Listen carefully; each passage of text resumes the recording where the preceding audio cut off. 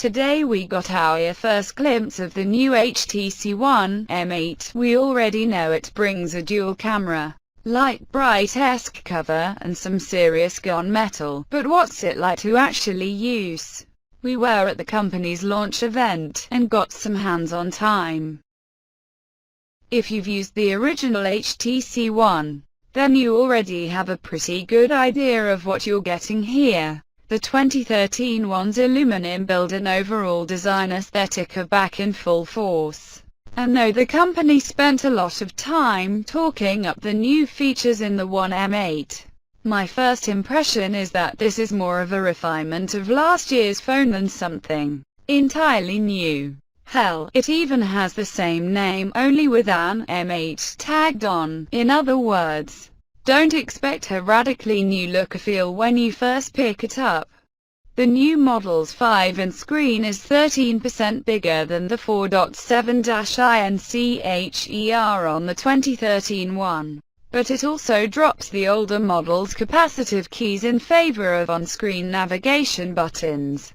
So I'd say the usable screen size is roughly the same as it was in the original. KitKat's immersive mode does get rid of the on-screen keys in some apps, like the image gallery or any video app, letting you use the full 5-inch canvas, but in apps where immersive mode isn't an option, that extra real estate isn't really extra at all.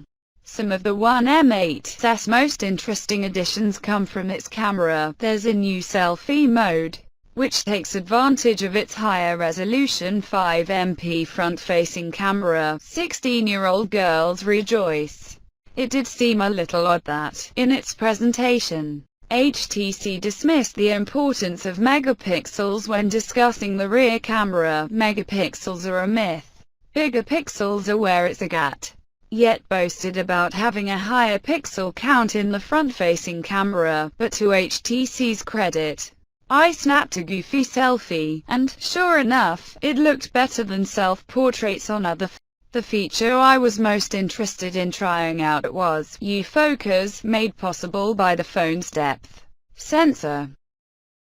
After snapping a pic, tap on the U-Focus option, then tap on your chosen point of focus in the image. The One M8 will blur the background, much like you'd see on a DSLR with a wide aperture lens. You can then tap somewhere else and change the point of focus. I even saved 3 versions of the same shot, all with different points of focus.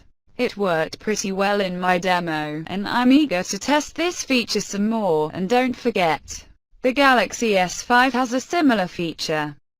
The OG One had some of the best smartphone speakers around, with its front-facing boom sound speakers, but the One M8's speakers are much better. HTC's demo area was noisy, but I spent a few minutes in a sound booth, where I got to hear the two models play music one after the other. The difference was obvious. The M8's speakers are louder and fuller, by a pretty wide margin. I wouldn't recommend buying one smartphone over another just for its speakers, but this is one of the biggest improvements I saw on the new model. The M8 also has a working new accessory called the Dot View case. It's a thin case made of a lightweight plastic with a cover that folds over the screen.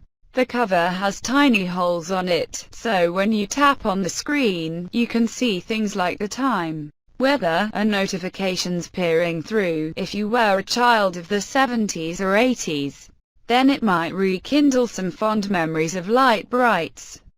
From where I stand now, the HTC One M8 looks like another very solid effort from one of the most sophisticated and detail-oriented Android OEMs.